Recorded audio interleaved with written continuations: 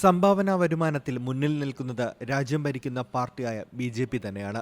മുൻ വർഷത്തേക്കാൾ 6 മടങ്ങ് കൂടുതൽ സംഭാവന BJPക്ക് ലഭിച്ചു. 2022-2023 സാമ്പത്തിക വർഷത്തിൽ 719.85 കോടി ലഭിച്ച സംഭാവനാ വരുമാനം 2023-24 എത്തിയപ്പോൾ 2243.94 കോടിയായി ഉയർന്നു. 211.72% വർദ്ധിച്ചത്.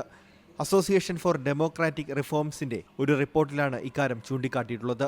രാഷ്ട്രീയ പാർട്ടികൾ 20,000-ൽ കൂടുതലുള്ള സംഭാവനകൾ വെളിപ്പെടുത്താൻ ബാധ്യസ്ഥരാണ്. 18 വർഷത്തിനിടെ ആദ്യമായി 2023-24 സാമ്പത്തിക വർഷത്തിൽ 20,000-ന് മുകളിലുള്ള സംഭാവനകളൊന്നും ലഭിച്ചിട്ടില്ല എന്ന് ബഹുജൻ സമാജ് പാർട്ടി പ്രഖ്യാപിച്ചു. 2007-ൽ അവസാനമായി പൂർണ്ണ ഭൂരിപക്ഷത്തോടെ മായാവതി 4ാം തവണ മുഖ്യമന്ത്രിയായതിനു ശേഷം പാർട്ടിയുടെ പിന്തുണ തകർന്നിരുന്നു. 2024-ലെ ദേശീയ തെരഞ്ഞെടുപ്പിൽ BSPക്ക് ഒരു സീറ്റും നേടാൻ കഴിഞ്ഞില്ല.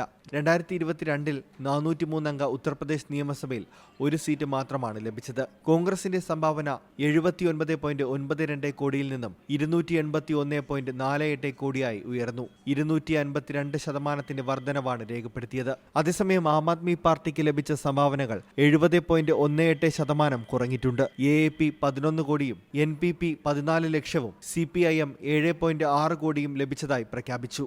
News desk C Malayalam news. ഏറ്റവും പുതിയ വാർത്തകളും വിശേഷങ്ങളും വിരൽ തുമ്പിലറിയാൻ സി മലയാളം ന്യൂസ് എല്ലാ ഡിജിറ്റൽ പ്ലാറ്റ്ഫോമുകളിലും ലഭ്യം.